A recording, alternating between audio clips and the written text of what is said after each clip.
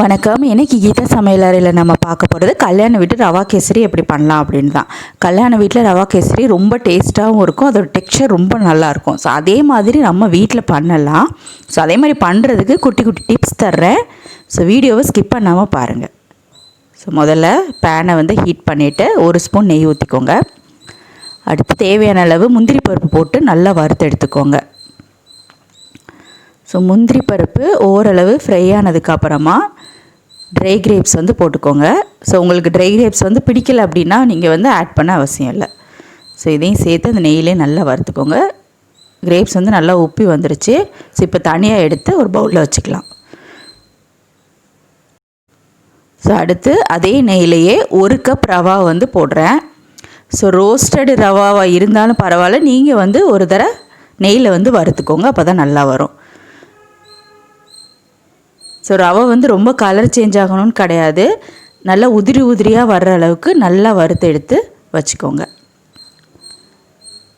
So அடுத்து கேசரி பண்ணுறதுக்கு start பண்ணிடலாம். ஸோ 1 கப் ரவைக்கு 3.5 கப் தண்ணி நான் ஆட் பண்ணுறேன். ஸோ இது ரொம்ப முக்கியம்.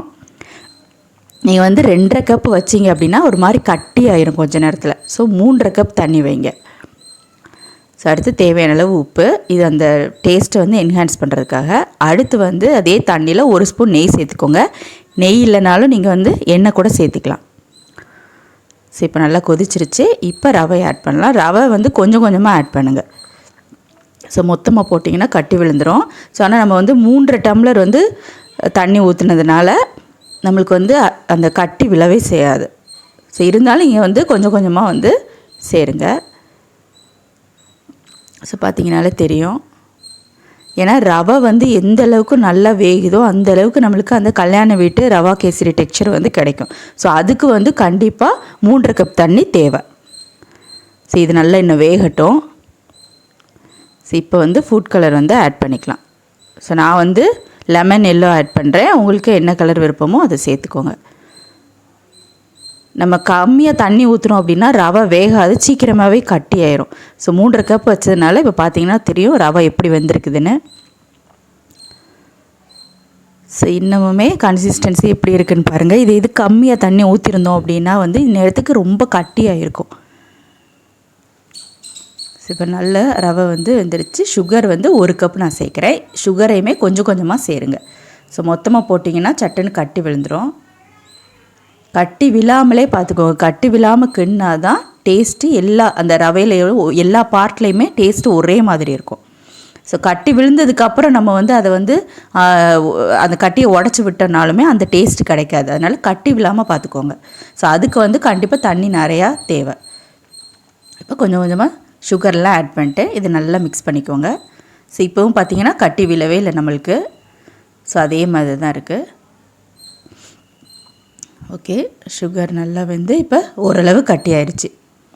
ஸோ ரொம்ப கட்டியான அவசியம் இல்லை, இதே மாதிரி இருந்தால் தான் இன்னும் கொஞ்ச நேரத்தில் கரெக்டான கன்சிஸ்டன்சி நம்மளுக்கு கிடைக்கும். ஸோ இப்போ நெய் ஊற்றலாம். நெய் கட்டியான நெய் ஊற்றாமல் கொஞ்சம் லிக்யூடாகவே ஊற்றுங்க. ஸோ அதே மாதிரி நெய் ஊற்றுனதுக்கப்புறம் நல்லா மிக்ஸ் பண்ணி விட்டுருங்க. இப்போ 2 டைம் நான் ஊற்றுறேன். மொத்தமே ஒரு 4 ஸ்பூன் தான் ஊற்றிருப்பேன். ஸோ ஏன் கிண்டி விடலை அப்படின்னா கட்டியானதுக்கப்புறம் மேலே அப்படியே நெய் மிதக்கும்.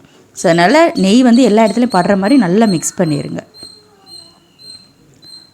ஸோ அடுத்ததாக நம்ம வறுத்து வச்சுருக்க முந்திரி பருப்பையும் ட்ரை கிரேப்ஸையும் ஆட் பண்ணிக்கலாம். ஸோ ஓகே, அவ்வளோதான். நல்லா மிக்ஸ் பண்ணி விட்டு ஸ்டவ் ஆஃப் பண்ணிடுங்க. ஸோ ரவா கேசரி கல்யாண வீட்டு டேஸ்ட்டுக்கு எப்படி பண்ணுறது அப்படிங்கிறத நான் சொல்லிட்டேன். ஸோ இதே மாதிரி நீங்கள் ட்ரை பண்ணுங்கள். கண்டிப்பாக அதே மாதிரி நம்மளுக்கு கிடைக்கும். ட்ரை பண்ணி பார்த்துட்டு எப்படி வந்தது அப்படிங்கிறத என்னோட ஷேர் பண்ணிக்கோங்க. தேங்க்யூ.